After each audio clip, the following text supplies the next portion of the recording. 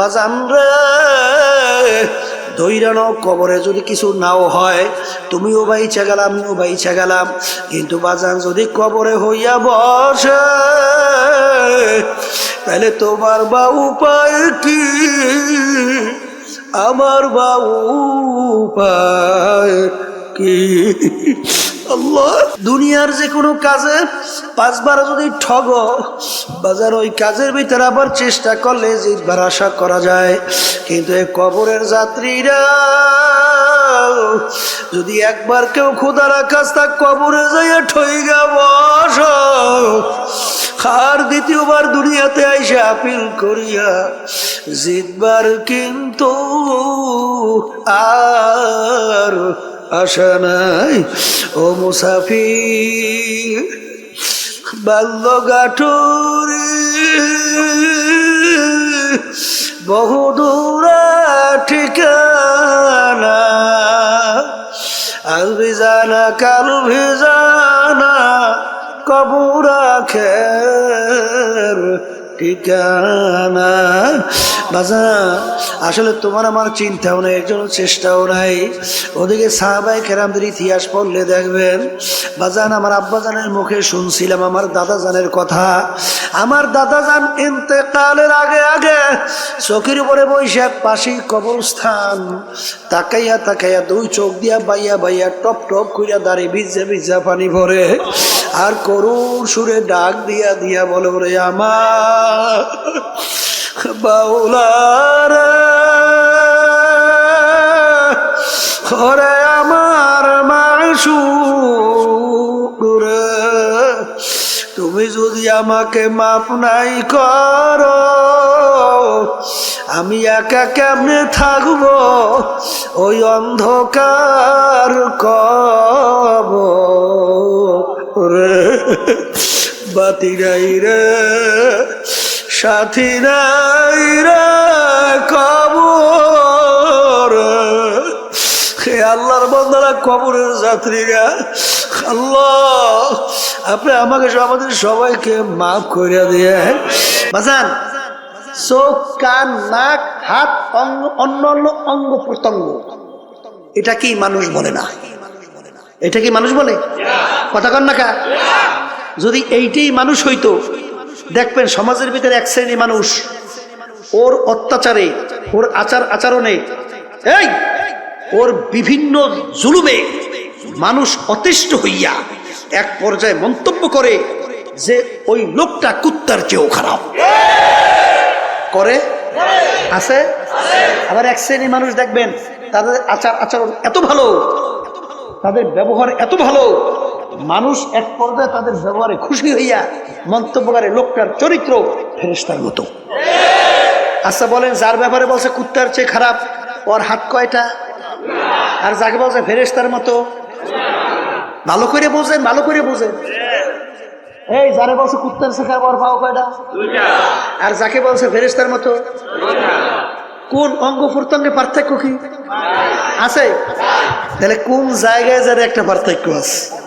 বলেন বলেন, কোন জায়গায় যেন একটু? সেই পার্থক্য হলো কলবের পার্থক্য। সবাই জোরে বলেন সুবহানাল্লাহ। কিসের পার্থক্য? এই বাজান। আর আল্লাহ রাব্বুল আলামিন এই যে কোরআনুল কারীমে আমি আয়াত শরীফ তেলাওয়াত করেছি, এই আয়াতের ভিতরে আল্লাহ রাব্বুল আলামিন বেহেশতে যাওয়ার জন্য শর্ত লাগাইছেন। কি শর্ত? যার কলব পরিচ্ছন্ন হবে, যার কলব সুস্থ হবে, যার কলব ভালো হবে, সেই একমাত্র আমার বেহেশতে জায়গা পাবে। আর যার কলব পরিচ্ছন্ন হবে না, যার কলব রোগাগ্রস্ত হবে, আল্লাহ রাব্বুল আলামিন বলছেন ওর জন্য হসপিটাল রাখলাম আমি জাহান্নাম। সবাই জোরে বলেন নাউযুবিল্লাহ। এখন আমার বাজানদেরকে বলবো, এই কলব পরিষ্কার না কইরা যদি কেউ আল্লাহর দরবারে হাজিরা দেন, বেহেশতে যাইতে পারবে? তাহলে আল্লাহর কালাম মিথ্যা হয়ে যায় না? কি জোরে কর না? হয় কি হয় না? এখন কলব পরিষ্কার করবেন কেমনে? কলবের রোগটা কি এইটা বোঝা লাগবে। এটা কি লাগবে? বাজার আপনার জ্বর হইয়া জিহ্বা নষ্ট হয়ে গেছে, যত ভালো খাদ্য আপনার সামনে নিয়ে আসা হোক না কেন, ওই খাদ্য কিন্তু আপনার কাছে ভালো লাগবে না। মুখের ভিতরে দেবে, বলবে কি খাদ্য নিয়ে আসছো, তিতা। কি এই আল্লাহর বান্দারা, পর্দা আলে মা বোনেরা, এটা কি খাদ্যের দোষ না তোমার জিহ্বার দোষ? যদি তুমি ঘাউরমি কইরা বলো আমার জিহ্বা ভালো আছে, খাদ্য নষ্ট হয়ে গেছে, তখন তোমার কপালটা পড়ছে, কপালটা। আর যখন সবাই বলতেছে এ আল্লাহর বান্দা খাদ্য কিন্তু ভালো আছে, রোগ হইয়া নষ্ট হয়ে গেছে, তুমি এখনো কেন বসে আছো? যাও, তাড়াতাড়ি যাও, হসপিটালে ভর্তি হও, ডাক্তারের পরামর্শ নাও, প্রেসক্রিপশন অনুযায়ী ঔষধ খাওয়া শুরু করো। কি জোরে বলেন কথা ঠিক কিনা? যার কপাল ভালো সে কিন্তু বাজান ডাক্তারের কাছে যাইয়া পরামর্শ নেবে, আর যার কপাল খারাপ সে কিন্তু পরামর্শ নেবে না, ও কিন্তু ওই রোগ আক্রান্ত হইয়া হার্টে অ্যাটাক করে মারা যাওয়ার সম্ভাবনা। কথা ঠিক নেবে? ঠিক ঠিক বাজান, তোমার আমার কলম স্বচ্ছ ভালো আছে কিনা কিভাবে বুঝবা? এক শ্রেণী আমার বাজানরা যখন আজানের শব্দ শোনে তখন সেই আল্লাহর বান্দা বান্দি পাগল হইয়া যায়, কিভাবে তাড়াতাড়ি ওযু কইরা প্রস্তুত নিয়া মসজিদের ভিতরে দৌড়াইবে। জোরে বলেন কথা ঠিক কিনা? যখন লাগে ফজরের সময় মুয়াজ্জিন মসজিদের ভিতরে আজান দেয়, as-সালাতু খায়রুম মিনান নাওম, ঘুম হইতে নামাজ ভালো। ওই আল্লাহর বান্দা বান্দি বাজান দেখ এই ঠান্ডার মধ্যে ল্যাপ তোষক মুড়া দিয়া ঘুমায়, যখন শুনে as-সালাতু খায়রুম মিনান নাওম, ঘুম হইতে নামাজ ভালো, সে কম্বল ফালাইয়া লাভ দিয়া উঠা ঠান্ডা পানিতে ওযু কইরা পাগলের মতো উঠা মসজিদের দিকে দৌড়ায়, যাই আল্লাহর সামনে আল্লাহু আকবার বইলা আল্লাহর সামনে দাঁড় হইয়া যায়। যখন কথা ঠিক না বে ঠিক? যে আল্লাহর বান্দা বান্দি বাজান কলব ভালো, আমার মাওলার যখন নাম শোনে তার কাছে এমন মধুর লাগে। বাজান ইব্রাহিম নবী সালাতু ওয়াস সালাম একদিন খানা খাইতেছে, ফেরেশতারা বলতেছে রব্বুল আলামিন ইব্রাহিম আলাইহিস সালাতু ওয়াস সালাম নবুয়াতি পাইয়া, বাদশাহী পাইয়া, এত কিছু ক্ষমতাবান হইয়া তোমাকে মনে হয় ভুলে গেছে, তোমার মোহাব্বত কইমে গেছে, একটু পরীক্ষা করতে চাই। আল্লাহ রাব্বুল আলামিন বলে যাও একটু পরীক্ষা কইরা দেখো। বাজান ফেরেশতারা মুসাফিরের সূরাতে, আল্লাহু আকবার, কি সূরাতে? মুসাফিরের সূরাতে বাড়ির দরজায় আইসা করুণ সুরে ডাক দেয়, আল্লাহু কারীম।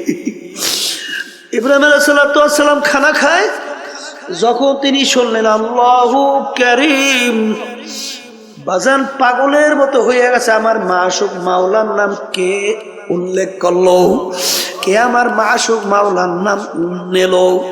ভাত খানা পাশে রাখিয়া পাগলের মতো দৌড় মারলো, দৌড় দিয়া বাড়ির দরজায় দেখে মুসাফির রাস্তার পথিক, বলে ভাই তুমি আমার মাশুক মাওলার নাম আলোচনা উল্লেখ করছিলা, তুমি আমার মাশুকের নাম নিয়ে তুমি ডাক দিছিলা, তুমি আর একবার একটু আমার মাশুক মাওলার নাম শোনাও।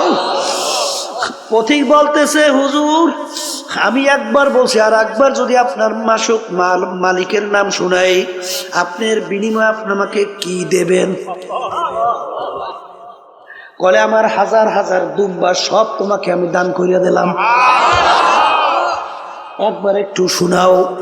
আবার মুসাফির করুণ সুরে ডাক দিয়ে বলে আল্লাহু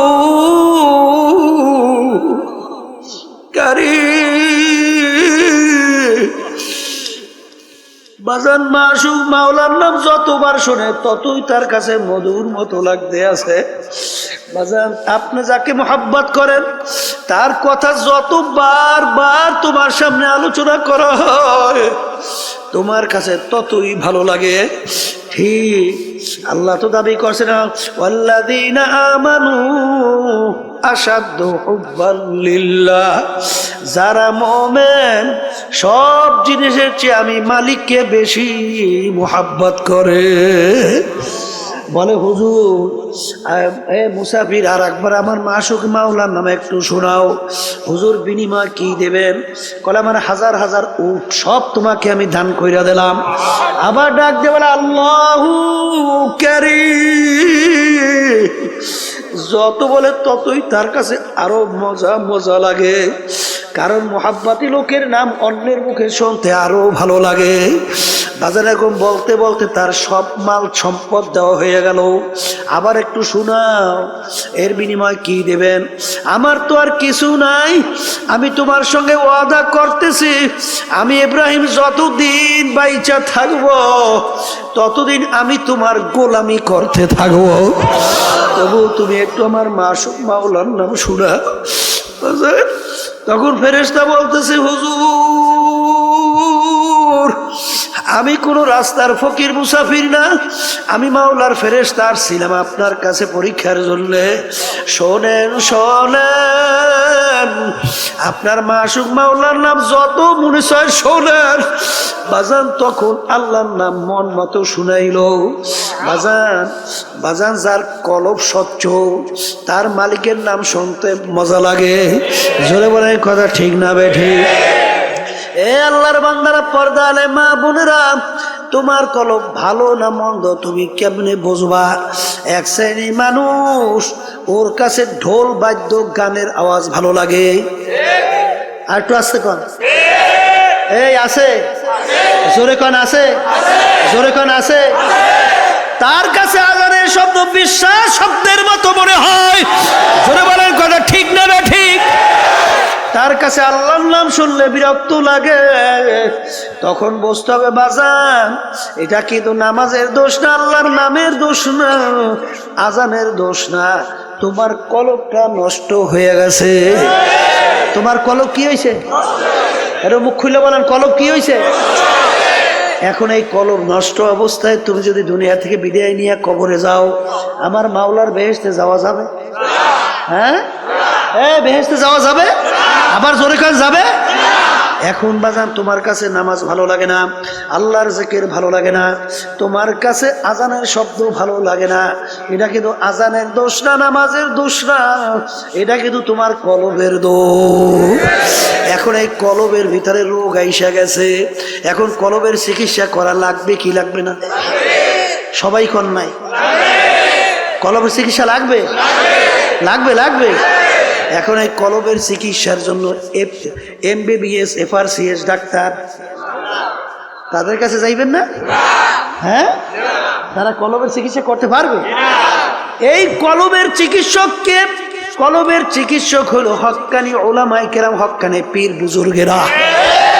কি কথা কয় না দেখি? এখন এই আল্লাহ খাস বান্দাদের কাছে, হক্কানি আলেমদের কাছে যাওয়ার পরে আপনার অবস্থা দেখার পরে বা বলবে বাজান তুমি এইটা করো, এইটা কইরো না। কথা কয় না? তুমি এইভাবে চলো, এইভাবে চইলো না। যারা আল্লাহর খাস বান্দাদের হুকুম ঠিক মতো মানতে পারবে, আল্লাহ রাসূল সাল্লাল্লাহু আলাইহি ওয়াসাল্লাম একদিন বসা এক সাহাবী এসে বলতেছেন, ইয়া রাসূলুল্লাহ, ইয়া হাবিবাল্লাহ, আপনি আমাকে কিছু আমলের কথা আপনি বইলা দেন, যেই আমল করার মাধ্যমে আমি নাজাত পাইয়া জান্নাতে যাইতে পারবো।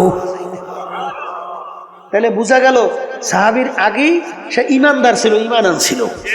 কথা ঠিক? আল্লাহ রাসূল সাল্লাল্লাহু আলাইহি ওয়াসাল্লাম তাকে নামাজ সহ বিভিন্ন আমলের কথা বাতাইলেন। সাহাবী বলতেছেন, ইয়া রাসূলুল্লাহ, ইয়া হাবিবাল্লাহ, আপনি সাক্ষী থাকেন, আপনি যেইভাবে আমাকে বলছেন আমি হুবাহু এইভাবেই পালন করব, একটু বাড়াবো না, একটু কমাবো না।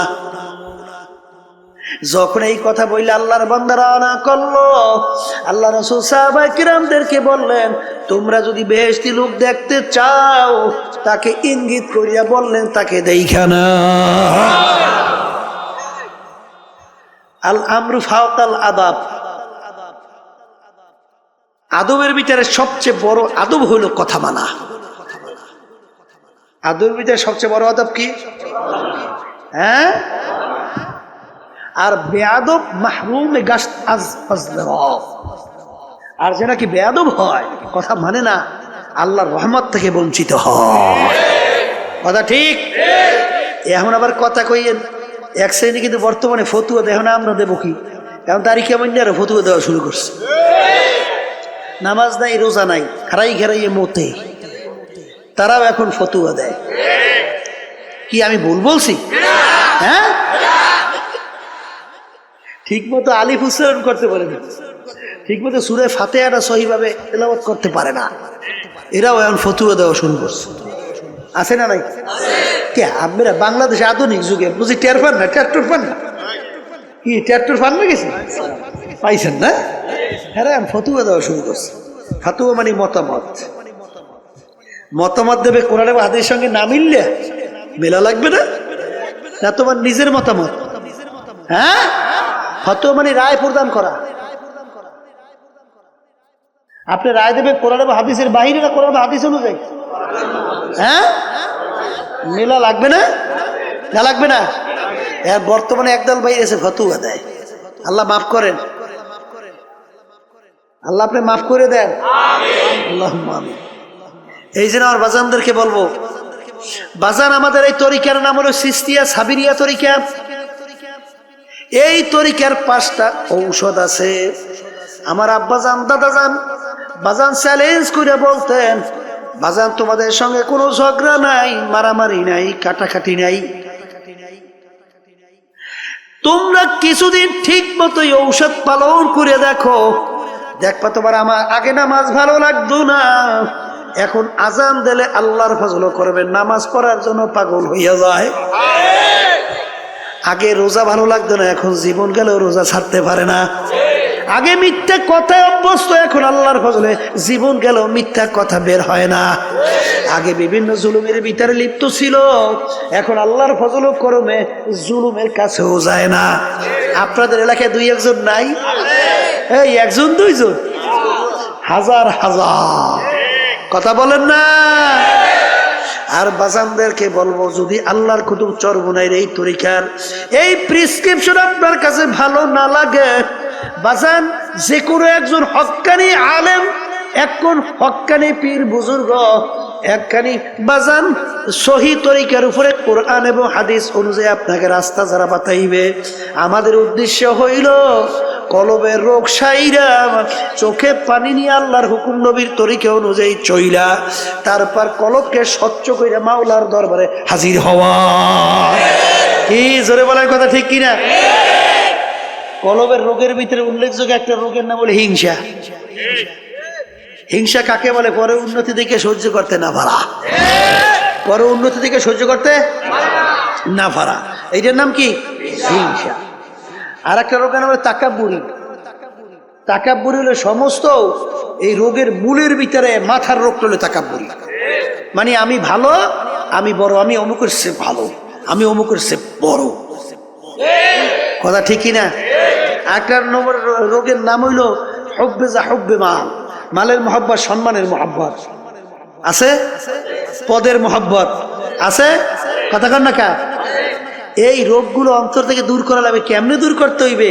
এইয়া যখন নাকি হক্কানে তরিকে আল্লাহর কুতুবদের কাছে যাবেন, তখন দেখবেন আল্লাহর ফজল করমে আপনাকে ঔষধ কোরআন এবং হাদিস অনুযায়ী বাতাইয়ে দেবে। আপনি পালন করলেই আল্লাহর ফজলে দেখবেন দিনের দিন আপনার দিল আল্লাহর ফজলে স্বচ্ছ হইতে থাকবে। এর হাজার হাজার প্রমাণ বাংলাদেশ তামাম দুনিয়ার ভিতরে আছে না নাই? আছে, আছে। আমার ভাইদেরকে বলবো, পর্দা আলে মা বোনদেরকে বলবো, এক শ্রেণী আমার বাজানরা আছে কোরআন এবং হাদিসের সঙ্গে মেলে বা না মেলে, তারপরেও সেই পথ সেই মত ছাড়তে পারে না। যেরকম আছে না?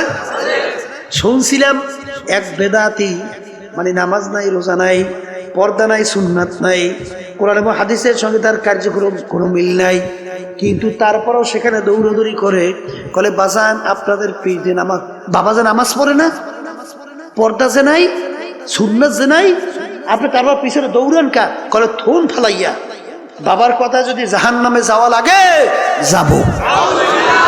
জোরে চিৎকার মেরে বলে নাউজুবিল্লাহ মিন যালিক। এই ব্যাপারটা কেমন বুঝলেন? ব্যাপারটা তো সহজ মনে করিয়েন না।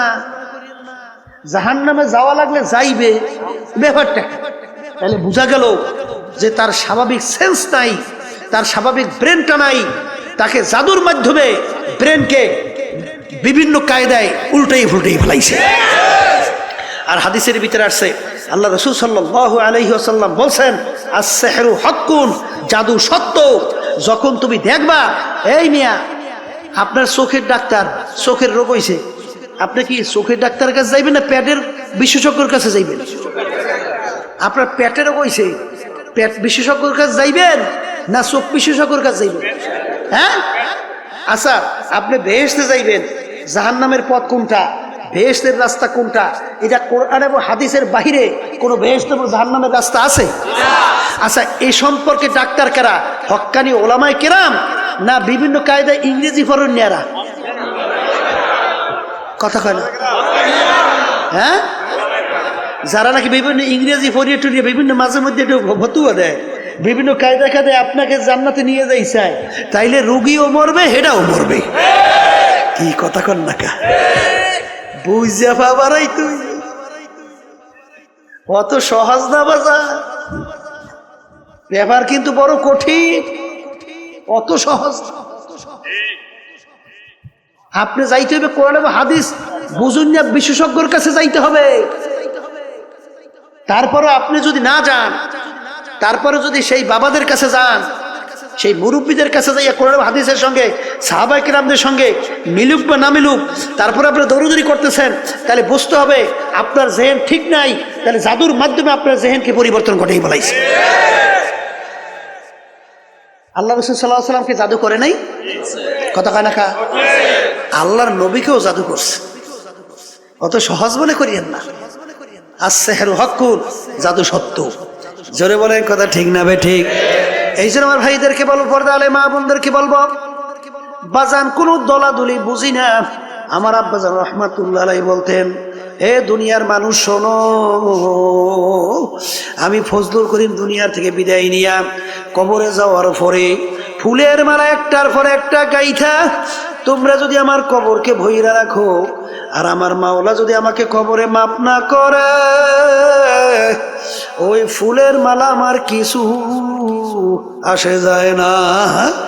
আর তোমরা যদি জুতার মালা একটার পর একটা গাইথা আমার কবর যদি তোমরা আমাকে ভইরা রাখো, আর আমার মাওলা যদি আমাকে কবরে মাপ কইরা দেয়, ওই জুতার মালা আমার কিছু আসে যায় না। এই জন্য আমার বাজানদেরকে বলবো, পর্দা আলে মা বোনদেরকে বলবো, আমার আব্বাজান বলতেন আমি দল দিয়া কি করব, আমি টাকা দিয়া কি করব, আমি সম্পদ দিয়া কি করব, আমি বিভিন্ন অমুক টমুক সমুক দিয়া কি করব, আমি পীরগিরি দিয়া কি করব। কারণ কবরের প্রশ্নের উত্তর আমার দেয়া লাগবে, আমার কবরের প্রশ্নের উত্তর আমার দেওয়া লাগবে। খোদা না খাস্তা কবরে যদি প্রশ্নের উত্তর আমি ঠিক মতো দিতে না পারি, আল্লাহর হাবিব বলছেন আল কবরু রাউযাতুম মিন রিয়াজিল জান্নাহ আও হুফরাতুম মিন হুফারিন নার।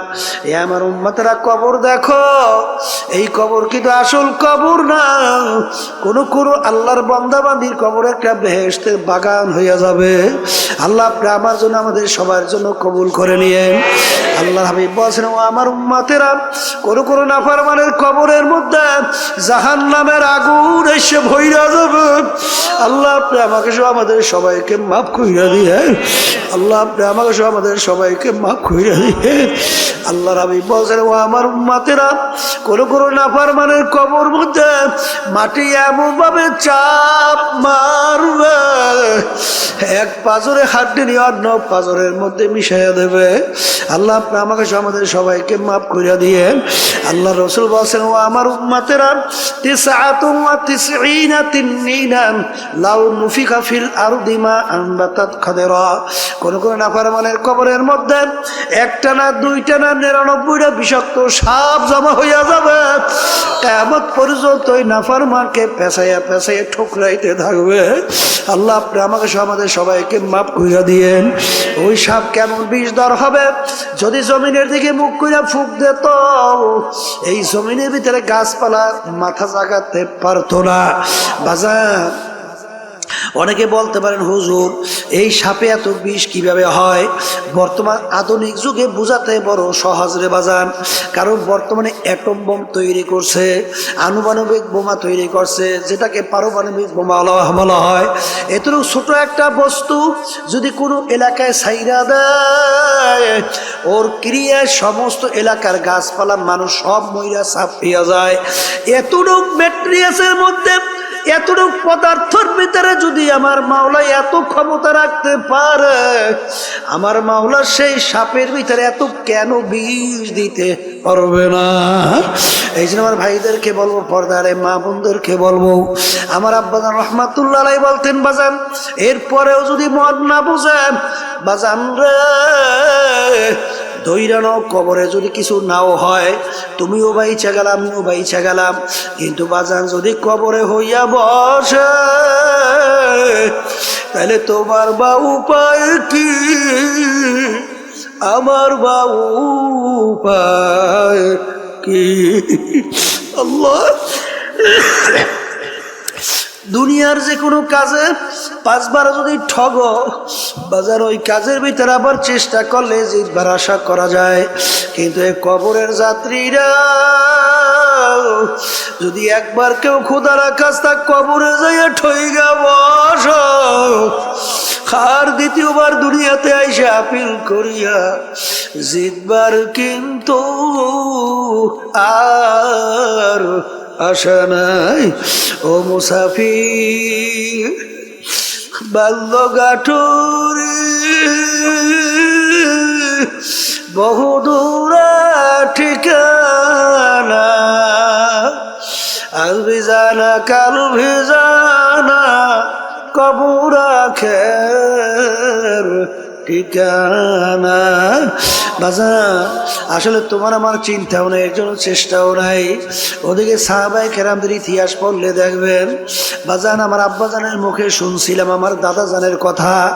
আমার দাদাজান ইন্তেকালের আগে আগে চোখের উপরে বসে পাশেই কবরস্থান, তাকাইয়া তাকাইয়া 2 চোখ দিয়া বাইয়া বাইয়া টপ টপ কইরা দাঁড়ি ভিজা ভিজা পানি ভরে, আর করুণ সুরে ডাক দিয়া দিয়া বলে, ওরে আমার বাউলারা, ওরে আমার মাশউক রে, তুমি যদি আমাকে মাপ নাই করো, আমি একা কেমনে থাকবো ওই অন্ধকার কবরে? বাতি নাই রে, সাথী নাই রে কবর। হে আল্লাহর বান্দারা, কবরের যাত্রীরা, আল্লাহ আপনি আমাকে আমাদের সবাইকে মাফ করে দিয়ে একটু মনকে বেজাও রে মন। আজকে টাকার গরমে, ক্ষমতার গরমে, দলের গরমে, সম্মানের গরমে ধরাকে সরা জ্ঞান মনে করো না, কিন্তু যেদিন তোমাকে কবরে রাখবে, হারে নাফরমান দেখবে আস্তে আস্তে বাঁশের ছাউনি শুরু হয়ে গেছে, বাজান হোগলা পাতা দিয়া ঢাকা শুরু হয়ে গেছে, বরফ দিয়া ডাইকে মাটির উপরে মাটি মাটি, বাজার আস্তে আস্তে কবর অন্ধকার হয়ে আসতে আছে। এখন ডানের দিকে তাকাইয়া দেখে কিছু দেখা যায় না, ডানে দেখে মাটি, বামে দেখে মাটি, উপরেতে বাঁশের ছানি, নিচের দিকে তাকাইয়া দেখে মাটির বিছানা, আরে উপরে দেখে মাটি, নিচে মাটির বিছানা। আরে এখন দিক বিদিক না পাই আমার মালিককে ডাকতে থাকবে, আল্লাহ আল্লাহ আল্লাহ আল্লাহ।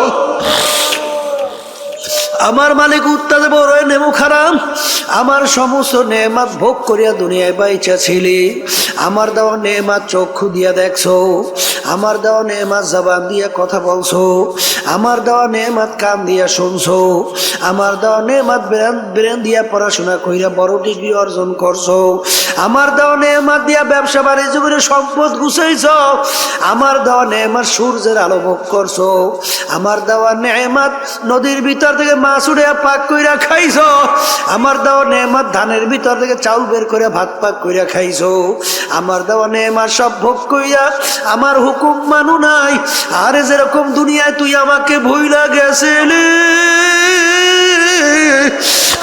আরে দুনিয়ায় বসে তুই আমাকে ডাকো নাই আর এখন কবরে শত শত বছর আমাকে ডাকবি আমি একবারও তোর ডাকে সাড়া দিব ওলা